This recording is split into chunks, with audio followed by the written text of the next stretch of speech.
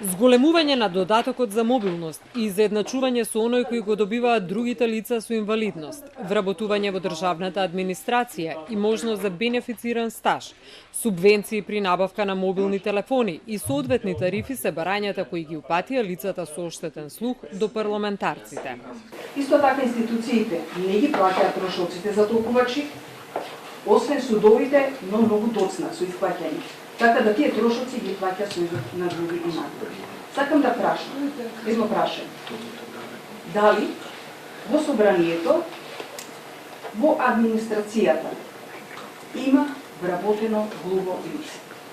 За жал, ние немаме представник лице кои имат проблеми или од вашиот сојуз, кои директно би бил вклучени во работата на интерпартиската парламентарна група. Јас претходно побарав да има такво лице кое ќе биде професионално вработено овде и треба да има канцеларија која не само со лицата кои имат проблем како вашите глуви и наглуви, туку и лицата кои имат проблем со видот, разни други попречености. Дури и при вакви организирани посети не постои вработен толкувач на знаковен јазик во законодавниот дом. Сепак, пратениците ги убедуваа присутните дека во иднина ќе сторат многу повеќе за инклузивност на лицата со попреченост. Колку што се моите информации, во законодавниот дом не постојат вработени лица со посебни потреби, со било каква потреба, вклучително и лица кои што имаат оштетен слух.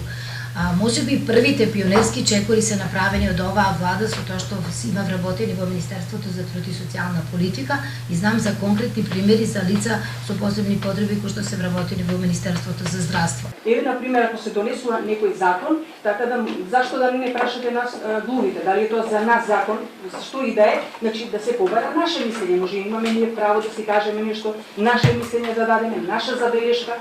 Покрај фактот дека знаковниот јазик и неговата употреба се регулирани со Законот за употреба на знаковниот јазик, донесен во 2009 година, со кој секоја државна и општествена институција е должна да обезбеди толкувач на знаковен јазик доколку лице со оштетен слух ги користи нејзините услуги.